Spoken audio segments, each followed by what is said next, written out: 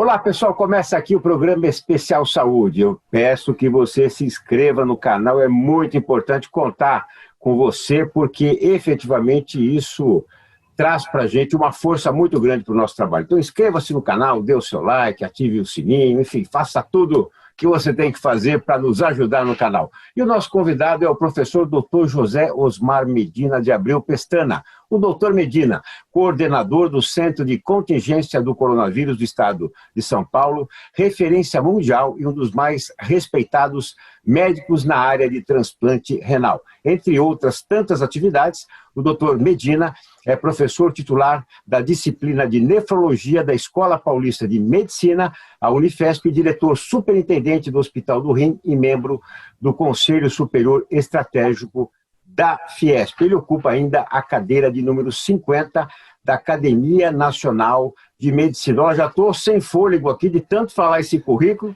e vou deixar as boas-vindas hoje para a doutora Lúcia Belawad fazer em função até de uma relação profissional que vem de longa data com o doutor Medina. Doutora Lúcia.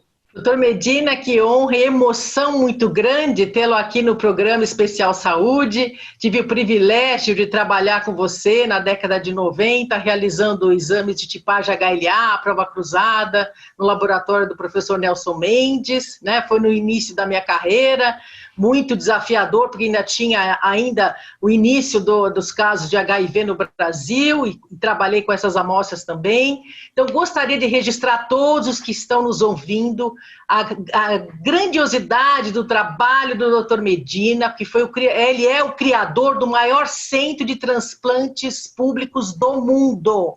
E é uma honra enorme tê-lo aqui no nosso canal. Muito obrigado mesmo. Obrigado pela deferência toda. Quando você trabalha com vocação, trabalha como criança, sempre contente e alegre, as coisas dão certo. Muito bem, e essa, efetivamente, né, isso que espelha a sua trajetória, doutor Medina. Agora, doutor Medina, nós temos o Especial Saúde aqui, às sextas-feiras, às 8 da noite, e o Biografias, às terças-feiras, às 8 da noite. Eu vou confessar aqui, viu? Eu quase roubei você do Especial Saúde por Biografias, que a tua história de vida é a coisa mais maravilhosa, mais assim, inspiradora que existe. Então, eu gostaria que, inicialmente, o doutor Medina contasse um pouquinho, né, dessa origem, né, que uma origem humilde, lá em Pau-Sul, no interior de São Paulo, basicamente até os dias atuais. Conta um pouquinho da biografia, doutor Medina. Eu sou de Pau-Sul, uma cidade de 14 mil habitantes. Eu saí de lá pela primeira vez quando eu tinha 16 ou 17 anos, mas meu pai era pedreiro, minha mãe costureira, nós éramos 5 irmãos, sempre gente muito trabalhadora, minha avó também, um grupo de familiares bastante trabalhador, e que conseguiu educar esses 5 filhos numa condição, vivendo no interior de São Paulo, dentro do sistema público de ensino. E naquela época o sistema público era até mais forte do que hoje, os professores tinham uma valorização maior do que tem hoje, a gente reconhece isso. Eu tive a oportunidade de me formar, tinha uma escola profissionalizante, eu me formei como torneiro mecânico, eu pude trabalhar dos 15 aos 19 anos nessa função e até guardar um pouco de recursos para fazer cursinho e atender os meus sonhos, que era muito baseado nas atividades do médico, o Dr. Rafael de Souza, na cidade de Pau-Sul, de entrar numa escola de medicina. Consegui entrar aqui na Escola Paulista de Medicina, e foi o lugar onde eu dediquei assim, praticamente toda a minha formação. Eu costumo dizer até que eu nunca faltei na escola, faltava as aulas, mas na escola eu estava sempre presente, sociabilizando e vivendo. Eu morava aqui do lado da escola e trabalhei durante os 6 anos do curso médico, também no laboratório, dando plantão à noite. Consegui manter o meu custeio durante toda a minha vida sem ter nenhuma dificuldade. Uma vez assim eu falei que eu senti que estava sem recursos, e é lógico que você administra as suas necessidades em função dos recursos que você consegue gerar. Depois fiz residência aqui na Escola Paulista de Medicina, logo fui chamado pelo professor Oswaldo Ramos para coordenar o programa de transplantes de órgãos no Hospital São Paulo. É aí que eu conheci a Lúcia.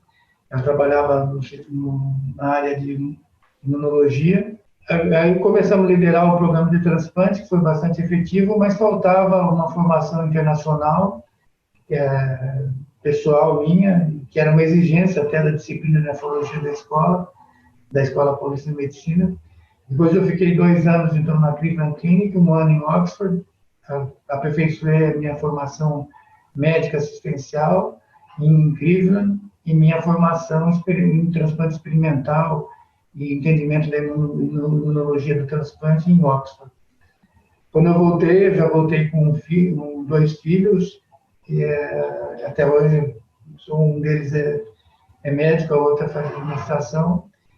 E depois disso eu me envolvi intensamente assim no programa de transplante de órgãos, não só aqui da Escola Paulista de Medicina, mas na organização do programa de transplante de órgãos no Brasil, através da Associação Brasileira de Transplante de Órgãos, do Sistema Nacional de Transplantes, do Ministério da Saúde, e conseguimos fazer um número de transplantes que ultrapassava a nossa capacidade no Hospital São Paulo, e aí foi necessário ter o Hospital do Rim, que foi fundado há 22 anos, e que hoje é o maior centro de transplante de órgãos do mundo, uma equipe maravilhosa, assim, pessoas muito dedicadas, comprometidas, pessoas do bem, que trabalham para fazer 900 transplantes de rim por ano, o que é mais do que o dobro do segundo colocado no mundo todo.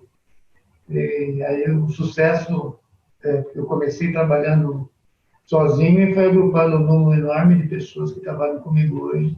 O sucesso do programa é dividido com todos eles, e a minha satisfação pessoal também, quando eu posso exercer a minha vocação como assistente, professor, área administrativa, e mais recentemente assumir esse compromisso que é um trabalho voluntário, sem nenhum tipo de remuneração, na coordenação do Comitê de Contingência no enfrentamento do Covid do Estado de São Paulo, quando eu aprendo bastante, porque o grupo também é um grupo maravilhoso, junto com 19 outras pessoas, que cada um com uma formação diferente, que ajuda a direcionar como que nós vamos combater com essa doença, como que nós vamos lidar com essa doença, até o aparecimento de uma vacina ou até o vírus se esgotar por conta própria. É muito bonito, doutor Medina, ver o senhor dizendo que está lá para aprender, né? Um homem do seu conhecimento, da extensão, né? Da medicina que o senhor acredita e pratica. E o papel do grande líder é esse mesmo, né?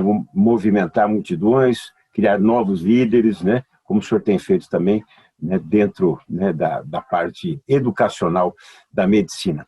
E em especial também acreditando que quando lá atrás, né? O senhor era um jovem torneiro mecânico, a medicina era algo muito distante da sua realidade. E eu costumo dizer, por biografar grandes empreendedores brasileiros, que são pessoas que acreditam que vão pegar as estrelas com as mãos. Muitos acreditam, mas eles ficam criando problema. Não, meu braço é curto, se apontar para a estrela dá verruga no dedo, não tem jeito, não consigo, nem tem gente que vai lá e pega a estrela com a mão, como é o seu caso. Então, parabéns, né, por trazer um pouquinho dessa trajetória. Agora, doutor Medina, eu li uma frase, gostei muito, dentre tantas que o senhor diz, mas dessa daqui, olha, não adianta entender de remédios sem entender de pessoas, ou seja, tem um aspecto humano. Vi também alguns vídeos das suas entrevistas, o senhor dizendo que quando alguém o procura, obviamente, da área, né, de nefrologia, são problemas sérios, a pessoa já vai, né, debilitada física e emocionalmente, muitas vezes. E o senhor procura, antes de mais nada, conhecer a pessoa, trocar ideias, falar de futebol, falar de política, falar de outras coisas, para tirar um pouco dessa pressão. Então, eu queria que o senhor trouxesse um pouquinho desse aspecto humano da medicina. A dinâmica da consulta médica, da forma como ela deve ser realizada, eu não preciso gastar tempo, 1 hora ou 2 horas, para entender tudo que é a necessidade do paciente. Então, eu procuro inicialmente deixar o paciente à vontade, então eu procuro abordar algum assunto que seja comum a nós dois. E para alguns pacientes, o futebol, a maioria das vezes, é um assunto comum, algumas vezes não, mas na identificação do paciente você consegue ter algum assunto que é comum e deixa o paciente à vontade. Então, quando o paciente vai no consultório, existe uma assimetria muito grande entre a posição do médico e do paciente. O médico está no seu habitat, no seu consultório, sentado de maneira confortável e pronto a ajudar. enquanto que o paciente ele está numa situação com uma disparidade grande, porque ele está doente, precisando de uma ajuda e bastante inseguro que ele está tivendo pela primeira vez. Você vê muitas pessoas nessa mesma condição. Então, é importante quebrar essa simetria. A hora que eu falo de futebol, ou de algum assunto que é comum a nós dois, ou de onde eu nasci, ou se eu gosto de andar de bicicleta, qualquer coisa, assim, em segundos, é suficiente para essa simetria ela ser mais ou menos equalizada. Então, aí nós dois somos duas pessoas normais, porque eu gosto de futebol, eu gosto de bicicleta, ou eu moro, ou conheço alguém que ele também conhece, a conversa já fica diferente. E o paciente já sente que nós estamos no mesmo nível, assim, não tem essa diferença, essa simetria de posição entre um e o outro.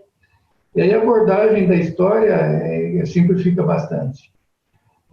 Hoje, com a experiência que eu tenho e o fato de lidar sempre com o mesmo tipo de paciente, você já tem praticamente uma organização assim bem protocolada do que você sabe da doença e do que você entendeu da doença, do paciente. Agora, você precisa entender do paciente. Fazer o diagnóstico hoje é muito fácil, a maior parte dos pacientes já vem com o diagnóstico. Aí, como você vai conduzir a situação, depende de você entender o contexto daquela pessoa, não só dentro dele, mas dentro da sociedade, dentro da família, e como que ele encara a situação que ele está vivendo, que é uma situação de desconforto. Em relação ao estado atual da pandemia, podemos dizer que estamos no processo da finalização dessa pandemia aqui no Brasil e no mundo, né? Que de acordo com as secretarias estaduais de saúde, foram registrados somente 403 novos casos e 456 óbitos no total, né? Então, o balanço recente mostra aí 3 milhões de pessoas recuperadas em todo o país e outras 700 mil pessoas ainda em acompanhamento, né?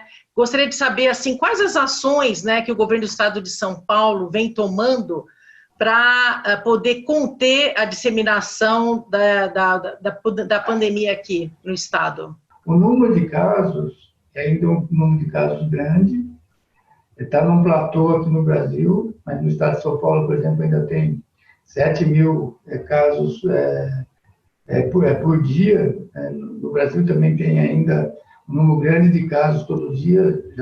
No Brasil já teve mais de 4 milhões de casos, somando esses 6 meses de pandemia.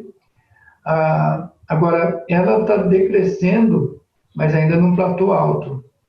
Ainda nós estamos enfrentando, aqui no estado de São Paulo, cerca de 200 mortes por dia. No Brasil todo, cerca de 800 mortes por dia. E ainda um número próximo de 10 mil casos por dia no Brasil. Ainda é um número acentuado de casos. Ela decresceu na Europa e agora vem apresentando um segundo pico em alguns países da Europa, como a França, a Espanha. No Brasil, ela não teve um pico, ela teve uma subida e formou um platô na maior parte dos estados. Teve estados que apresentaram a doença num perfil semelhante ao que aconteceu na Espanha, com um pico, como aconteceu no Amazonas. E isso é porque a maior parte das pessoas são suscetíveis à doença. E o comportamento da comunidade também vai variando. No começo, quando estava todo mundo assustado, todas as pessoas começaram a usar máscara, começaram a se cuidar mais. Quando a doença diminui a sua prevalência, como aconteceu na Europa, as pessoas flexibilizam os cuidados e a doença volta a ter uma capacidade de contágio maior.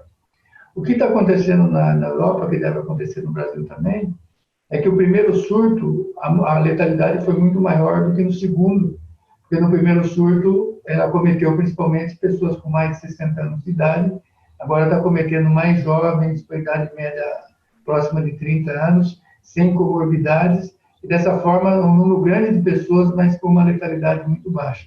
Isso também deve acontecer aqui no Brasil. Mas não é esperado que a doença desapareça até o final do ano, deve diminuir bastante, mas eventos como São Silvestre, Carnaval, vão ser postergados. Todo evento que envolve aglomeração incontrolada, e sem possibilidade de uso de máscara ou sem distanciamento, ele ainda vai ter que ser controlado por um período, eu imagino, até de um ano. A vacina, ela tem várias vacinas que estão em estudos hoje, de diferentes plataformas de desenvolvimento. Vai ter algumas delas que vão ser efetivas, que vão trazer imunidade, vai ter que definir qual é o número de doses que cada paciente vai precisar tomar, mas elas estão numa fase de desenvolvimento ainda. Não é possível, não vai ter uma vacina pronta para ser utilizada até o final do ano. Ela deve começar a ser utilizada, se ela estiver pronta já, até você ter a fabricação dela em larga escala, se começar a utilizar com muito otimismo, a utilização em janeiro, fevereiro, mas o mais provável é assim que ela seja utilizada em larga escala no meio do ano que vem. Doutor Medina, em relação às vacinas, a gente observa aí uma politização das vacinas, né? Os Estados Unidos agora, o CDC, implementou uma regra de autorização do início da campanha de vacinação em meados de outubro e com alguns testes já publicados referente à vacina que está sendo testada, né? Então, eu queria saber o seguinte, a gente sabe que a vacina é uma urgência mundial, né? Todos almejam que a vacina fique pronta rápida, mas a gente tem que entender que a ciência tem o seu curso, né? E que as vacinas elas devem ser testadas, né, com os protocolos adequados, nas diferentes fases, para, inclusive, terem uma questão de segurança e eficácia e ser liberada para a população. E o que a gente observa aí é que estão tendo alguns atropelos em relação a esse tempo da ciência, né, até por questões políticas. Você também percebe esse movimento? Esse movimento, ele efetivamente existe, é compreensível, assim, porque é uma pandemia, né? Todas as pessoas estão em risco, saíram da sua área de conforto, estão todas ameaçadas de adquirir essa doença, que tem uma letalidade alta. É natural que as pessoas tenham essa angústia de ter a vacina o mais rápido possível, ou até de antecipar as fases regulares da aprovação da vacina, e utilizar a vacina antes dela ter uma comprovação de segurança e de efetividade apropriada. A vacina ela é eficaz quando ela tem uma proteção de 50%. E ao que tudo indica que essa vacina para o novo coronavírus vai ter um comportamento semelhante à vacina da gripe, que a gente sabe que a vacina da gripe, ela protege cerca de 60% das pessoas, quer dizer, as outras 40%, elas continuam se infectando, né, com o vírus influenza e transmitindo a doença também. Então, não é porque teremos aí uma vacina que a gente vai conseguir erradicar essa doença. A gente vai conseguir, sim, proteger uma parcela grande da população, é o que tudo indica. Os estudos publicados mostram isso, os resultados são muito promissores, a gente vê a presença de anticorpos neutralizantes e protetores em pessoas que receberam a vacina. Então, aí nós temos um cenário bastante promissor, né? E, ao que tudo indica, que ela possa funcionar que nem a vacina da gripe, né? Em relação às outras vacinas que estão em testes, né? A gente tem aí várias vacinas sendo testadas. No estado de São Paulo, tem alguma previsão dessas vacinas começarem a serem distribuídas o ano que vem? Assim, não tem perspectiva de que ela venha a ser distribuída aqui no Brasil nos próximos 3 ou 4 meses. Existe alguma possibilidade, mas a possibilidade ela é pequena, mas já tem tanto a vacina Coronavac, que é do Butantan, como a que foi desenvolvida em Oxford, que é pela AstraZeneca. As duas estão em testes aqui no Brasil, mas estão em fase ainda preliminar, em fase 3. E, assim, só se tiver algum evento muito favorável para que elas venham a ser utilizadas ainda no decorrer desse ano. O Dr. Dimas Covas, que é o responsável pelo Butantan, a doutora Lili Wex, que é responsável aqui no hospital, aqui na Escola Brasileira de Medicina, eles também são bastante cautelosos, embora eles tenham a expectativa de que possam quanto antes disponibilizar a vacina, e são bastante cautelosos.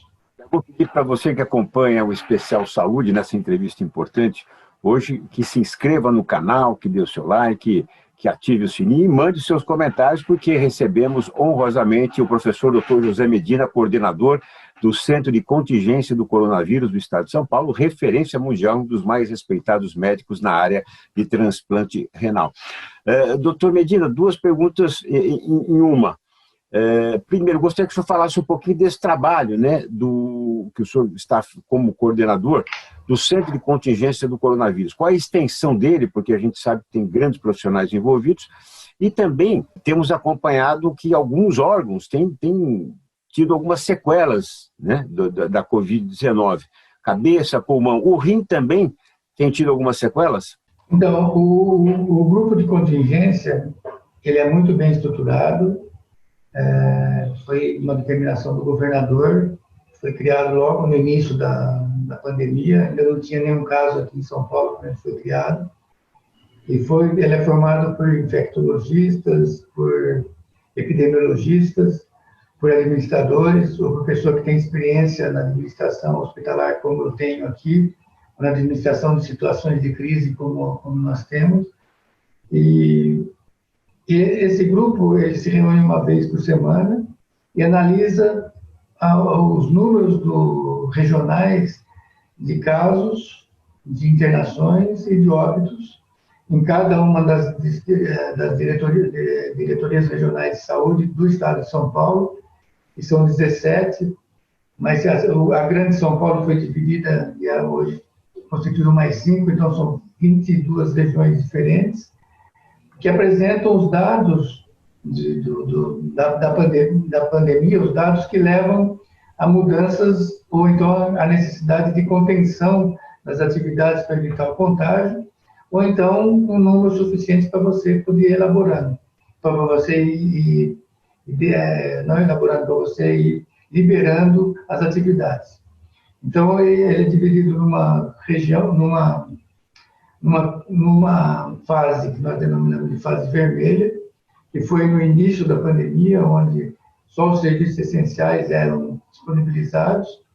Depois, uma fase laranja, onde você tem alguns serviços de comércio que foram numa fração pequena de 20%, por um período curto de 4 horas. Depois, a fase amarela e a fase verde, onde ela vai expandindo para você poder ter todas as atividades, para que não... Quando você está assim, seguro de que a expansão das atividades não é suficiente para aumentar o risco da população, o risco de saúde da população, mas é necessária para você readquirir a atividade econômica para que a população não tenha um outro tipo de sofrimento. Além do sofrimento à saúde, uma queda na produção do país, no recurso econômico do país, e venha a ter uma repercussão econômica muito grande posterior. E também a atividade educacional, pedagógica, retorno às escolas, que é um assunto bastante questionado, que nós estamos lidando bastante com ele agora. A atividade do comitê é uma atividade muito variada, que envolve não só assim, a proteção à saúde, mas como que você coloca restrições para garantir a proteção à saúde, sem comprometer a área econômica ou então a atividade regular das pessoas, a sociabilização das pessoas.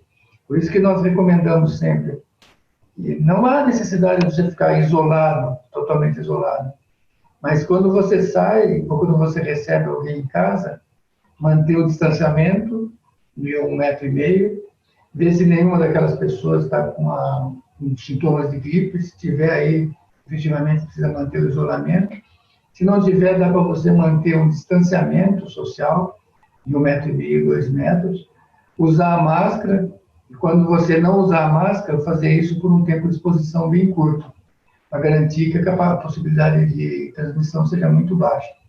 Então, nós recomendamos bastante que, mesmo pessoas que são assintomáticas, podem transmitir a doença, mas nesses casos só transmite se tiver uma proximidade muito grande, contato físico muito próximo entre uma pessoa e outra.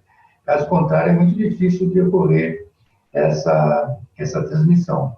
Por isso que nós, de novo, insistimos para que não tenha aglomeração de pessoas no ambiente fechado, ou então com proximidade física muito grande, não só no meio externo, como dentro de casa. O ciclo da doença ele é simples. Assim.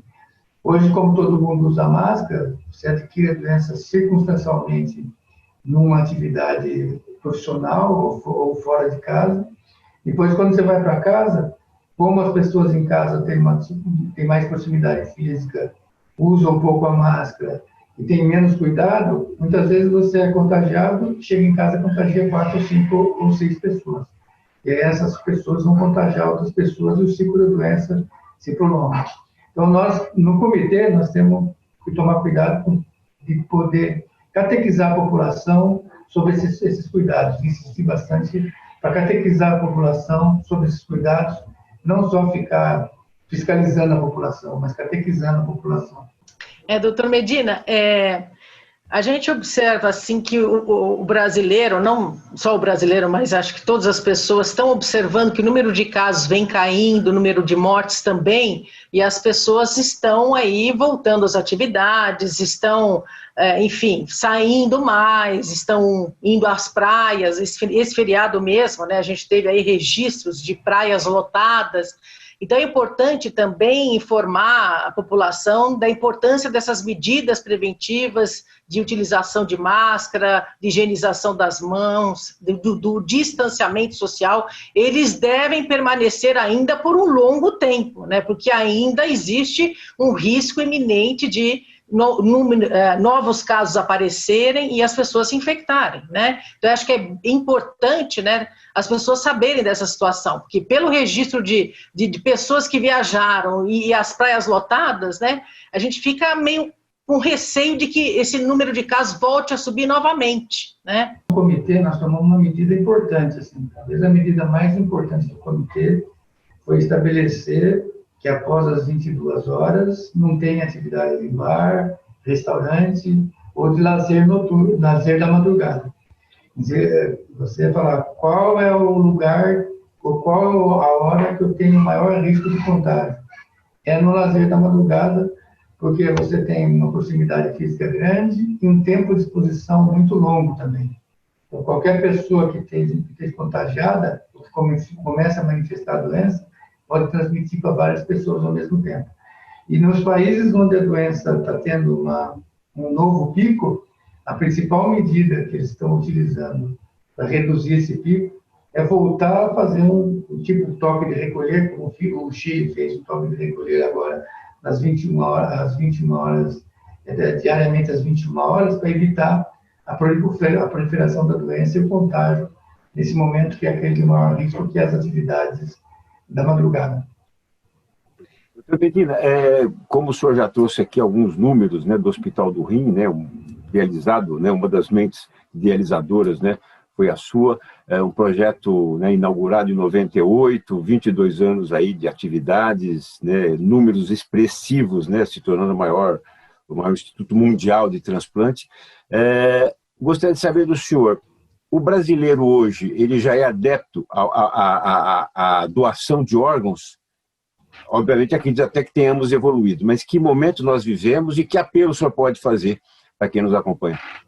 Então, hoje, 75% dos transplantes realizados no Brasil são realizados com doador falecido. Quando nós começamos, era uma situação excepcional. A maior parte dos transplantes era com doador vivo, 80% era com doador vivo. Transplantes com doador falecido era uma situação circunstancial, ocasional. Em algumas regiões tinha um programa mais desenvolvido. Mas hoje não. Hoje a população brasileira é solidária. Quando nós abordamos uma família sobre a possibilidade de doação de alguém que perdeu a vida, 70% das famílias autorizam a doação. E quando a família não autoriza a doação, é porque a pessoa não falou em vida se queria ser doador ou não. Então, a recomendação que nós fazemos é, se você quer ser doador de órgãos, avisa a sua família de maneira informal.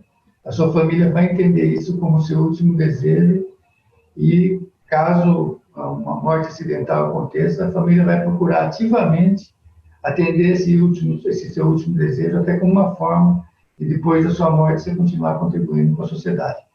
Então, essa é a recomendação principal. Toda vez que alguém, que a pessoa fala, quando eu morrer eu quero ser doador de órgãos, a família nunca esquece isso. E aqui no Brasil não tem nenhum dogma religioso. Ninguém fala, não vou doar porque eu tenho essa ou aquela religião. Ou não vou doar porque nós não temos confiança no sistema. A resposta é sempre assim, eu não vou doar, porque ele nunca falou em vida se queria ser doador ou não, nós não sabemos disso.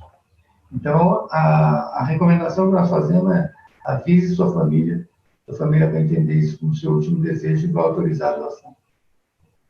Medina, nós estamos já encerrando essa participação, já agradecendo ao senhor, mas antes, né, da mensagem final que eu vou pedir para o senhor, inclusive incluindo a palavra desassossego, que eu sei que o senhor utiliza bastante, né? Hoje estamos desassossegados por um motivo, mas o senhor utiliza por outro, né? Uma linha mais motivacional. Mas antes disso, eu gostaria que o senhor contasse um pouquinho, né? Uma honra para o nosso país, um prêmio concedido ao senhor pela Universidade de Harvard, né? Que é a instituição americana convida os maiores expoentes da medicina moderna do planeta para ministrarem aulas. Então, eu queria que o senhor trouxesse um pouquinho dessa experiência vivida. O senhor foi um desses expoentes convidados. Então, o convite é em função da produção do Hospital do Rim. Né? Nós estamos um país em desenvolvimento, de repente, em 22 anos, você cria um programa de transplantes, e por 20 anos seguidos é o maior centro de transplante do mundo todo, e com atividade assistencial importante, muito grande, atividade de ensino, formando muita gente no Brasil e de fora do país, e também com a produção científica bastante equilibrada e contribuindo bastante para formas de tratamento ou de evitar a rejeição em pacientes transplantados. Então, eu represento um grupo, mas eu represento, como eu falo aqui, eu não sei tudo, eu sei um pouquinho de cada coisa, mas não sei muito de nada.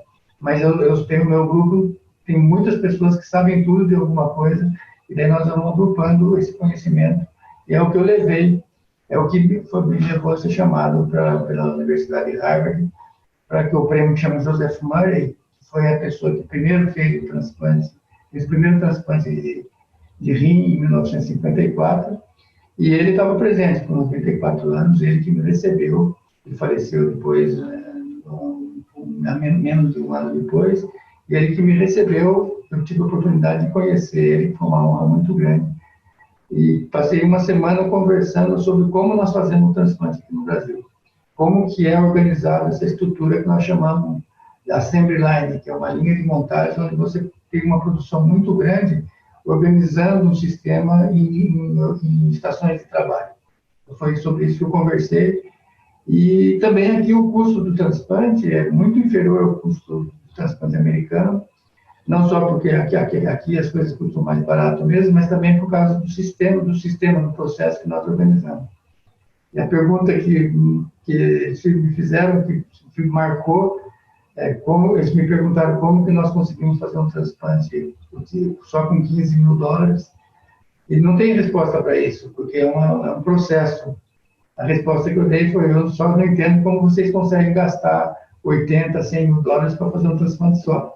Então, eu respondi a resposta no outro sentido, no contraponto dela, que nós fazemos 5 transplantes com o mesmo recurso que eles fazem em um transplante.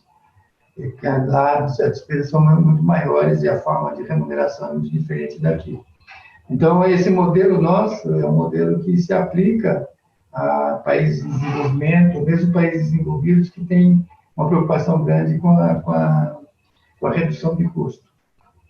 Excelente, Medina. Olha, vou confessar aqui, eu biografei grandes empreendedores brasileiros, o senhor tem mente empreendedora, viu? Porque, como o senhor disse, o senhor entende um pouco de cada coisa. Essa é uma característica dos grandes empreendedores, dos grandes líderes. Muitas vezes não é um especialista, né? Ele entende um pouco de tudo, ele é mais completo, né, do que um especialista. Efetivamente, ele é um líder positivo, né? E principalmente que entende de pessoas, né? E que efetivamente pratica algo que essa é a receita do sucesso. Tem que ganhar mais do que gasta, né? Não pode gastar mais do que ganha. Tem que ser, então, o senhor já está com a mente empreendedora pronta. Quero agradecer demais a sua participação e que o senhor deixe também mais algumas palavras finais aqui para quem está nos acompanhando nessa conversa gostosa. Eu que agradeço o senhor, agradeço a Lúcia, o Elias, agradeço a participação e eu vejo com perspectiva positiva que nós vamos passar por essa situação. O país é muito rico, né? O Brasil tem uma capacidade agropecuária industrial muito grande. É difícil algum outro país ter a capacidade que o Brasil tem. Eu tenho um povo assim, que é muito solidário, alegre. Nós temos dificuldades que todos os países têm, todos os países em desenvolvimento têm, mas eu tive a oportunidade de morar em outros países. Eu não deixo o Brasil de forma nenhuma. Não dá para você ser mais feliz em outro país do que aqui, como brasileiro. Muito bonito, bela mensagem. Doutor José Medina, coordenador do Centro de Contingência do Coronavírus do Estado de São Paulo, referência mundial, um dos mais respeitados médicos na área de transplante renal. Em nome da doutora Lúcia, meu e também de quem nos acompanha, queremos agradecer demais a sua participação. E olha, já tem uma cadeira lá no Biografias para você, tá? Vamos esperar no Biografias. Um grande abraço, muito obrigado, doutor Medina. Muito obrigado. Obrigada, doutor Medina. Esse, então, o doutor José Medina participando conosco aqui no Especial Saúde. Obrigado pela sua companhia. Tchau, pessoal, e até o próximo programa. Valeu, tchau, tchau.